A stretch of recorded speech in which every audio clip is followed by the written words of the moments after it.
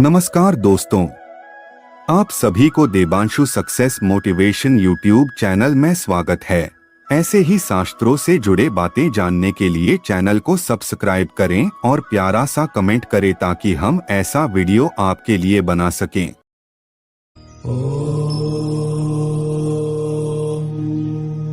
शास्त्रों में विवाह के बाद ही संभोग करना उचित बताया गया है। विवाह के बाद संभोग का अपना महत्व है। इसके माध्यम से हमें संतानोत्पत्ति होती है एवं वंश आगे बढ़ता है। आपको यह जानकर आश्चर्य होगा कि होने वाली संतान का निर्धारण भी संभोग के समय से होता है। ऐसे में हमें यह जानना बेहद आवश्यक हो जाता है कि संभोग किस समय पर की जाए ताकि इसके लाभ मिल सकें। आइए जानते हैं संभोग कब करना चाहिए, कब नहीं करना चाहिए और संभोग करने का नियम के बारे में जिन्हें अपनाकर हम जीवन को सन्मार्ग पर ले जा सकते हैं। प्रथम नियम शास्त्रों के अनुसार मनुष्यों के शरीर में व्यान, समान, अपान, उदान और प्राण नाम के 5 प्रकार की वायु रहती है। इन पांचों में से एक अपान वायु ही मल, मूत्र, शुक्र, गर्भ और आर्तव को बाहर निकालने का कार्य करती है।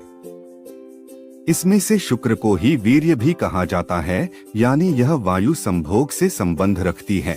शास्त्रों के अनुसार जब इस वायु की गति में फर्क आता है या यह किसी भी प्रकार से दूषित हो जाती है तो मूत्राशय और गुदा संबंधी रोग उत्पन्न होते हैं, जिस वजह से संभोग की शक्ति पर भी असर पड़ता है।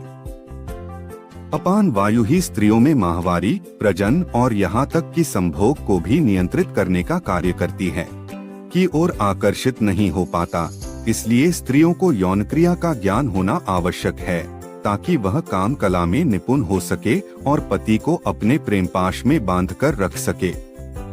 साथ ही आचार्य वात्सायन बताते हैं कि स्त्रियों को अपने किसी विश्वसनीय दाई, विवाहिता सखी, हम उम्र मौसी या बड़ी बहन, ननद या भाभी जिसे संभोग का आनंद प्राप्त हो चुका हो आदि से बिना किसी लज्जा के सहवास की शिक्षा लेनी चाहिए। तृतीय नियम हिंदू शास्त्रों के अनुसार पति पत्नी को अमावस्या, पूर्णिमा, चतुर्थी, अष्टमी, रविवार, संक्रांति, संधिकाल, श्राद्ध पक्ष, नवरात्रि, श्रावण मास और ऋतुकाल आदि में किसी भी रूप में शारीरिक संबंध स्थापित नहीं करनी चाहिए। जो स्त्री पुरुष इस नियम का पालन करते हैं उनके घर में सुख, शांति, समृद्धि और आपसी प्रेम सहयोग बना रहता है और जो ऐसा नहीं करते वह अपने घर में गृहकलह और धन की हानि और आकस्मिक घटनाओं को आमंत्रित करने का काम करता है। चतुर्थ नियम हमारे धर्मशास्त्रों में ये भी बताया गया है कि रात्रि का पहला प्रहर यानी रात के 12 बजे तक संभोग के लिए सबसे उचित समय है।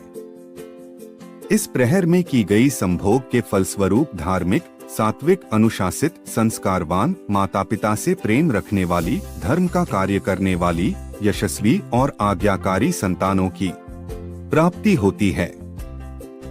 भगवान शिव के आशीर्वाद से ऐसी संतानों की आयु लंबी एवं भाग्य प्रबल होता है और जो स्त्री पुरुष प्रथम प्रहर के बाद प्रतिक्रिया करते हैं उससे उत्पन्न होने वाली संतान में राक्षसों के समान गुण आने की प्रबल आशंका होती है, क्योंकि प्रथम प्रहर के बाद राक्षसगण पृथ्वी लोक के भ्रमण पर निकलते हैं। इसके अलावे पहले प्रहर के बाद प्रतिक्रिया इसलिए भी अशुभकारी है क्योंकि ऐसा करने से शरीर को कई रोग भी घेर लेते हैं।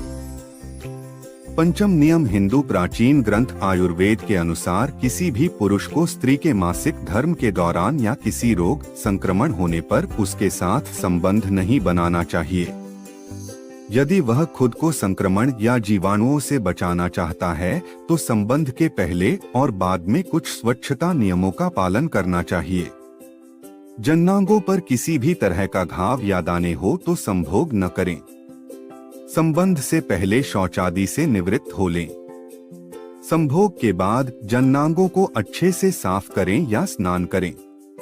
षष्ठम नियम यदि आपकी पत्नी या पति की संभोग करने की इच्छा नहीं है या किसी दिन व्यवहार मित्रवत नहीं है, मन उदास या खिन्न है तो ऐसी स्थिति में संभोग नहीं करना चाहिए। इसके अलावा यदि मन में या घर में किसी भी प्रकार का शोक हो तब भी संभोग नहीं करना चाहिए, अर्थात पति पत्नी की मन स्थिति अच्छी हो तभी सहवास संभोग करना चाहिए। सप्तम नियम। इन सब के अलावा हिंदू धर्म शास्त्रों में ये भी बताया गया है कि पवित्र माने जाने वाले वृक्षों के नीचे, सार्वजनिक स्थानों, चौराहों, उद्यान, श्मशान घाट, वध स्थल, औषधालय, मंदिर, ब्राह्मण, गुरु और अध्यापक के निवास स्थान में संभोग नहीं करना चाहिए। यदि कोई व्यक्ति ऐसा करता है तो शास्त्रानुसार उसको इसका बुरा परिणाम भुगतना पड़ता है। अष्टम नियम। हिंदू धर्म शास्त्र में इस बात का भी उल्लेख मिलता है कि किसी भी स्त्री पुरुष को किसके साथ संबंध स्थापित नहीं करना चाहिए। दुष्चरित्र, अशिष्ट व्यवहार करने वाली और अकुलीन परी स्त्री या परपुरुष के साथ संभोग नहीं करना चाहिए, अर्थात व्यक्ति को अपनी पत्नी या स्त्री को अपने पति के साथ ही संभोग करना चाहिए। नियम विरुद्ध जो ऐसा कार्य करता है वह बाद में जीवन के हर मोड़ पर पछताता है, क्योंकि उसके अनैतिक कृत्य को देखने वाला ऊपर बैठा है। नवम नियम। ये भी बताया गया है कि किसी भी पुरुष को अपनी पत्नी के साथ गर्भकाल के दौरान सहवास या संभोग नहीं करना चाहिए। गर्भकाल में संभोगरत होते हैं तो भावी संतान के अपंग और रोगी पैदा होने का खतरा बना रहता है। हालांकि कुछ शास्त्रों के अनुसार 2 या 3 माह तक सहवास या संभोग किए जाने का उल्लेख मिलता है, लेकिन गर्भ ठहरने के बाद सहवास या संभोग ना ही किया जाए तो ही उचित है। दोस्तों, उम्मीद करता हूं कि आज का वीडियो आपको अच्छा लगा है। कमेंट करके बोलिए और दोस्तों, ऐसे वीडियो देखने के लिए आज ही हमारे चैनल को सब्सक्राइब करें और बेल आइकन को दबा दें। हमारी नेक्स्ट वीडियो आपके पास पहुंच पाएगी। धन्यवाद। फिर मिलेंगे एक नया वीडियो में।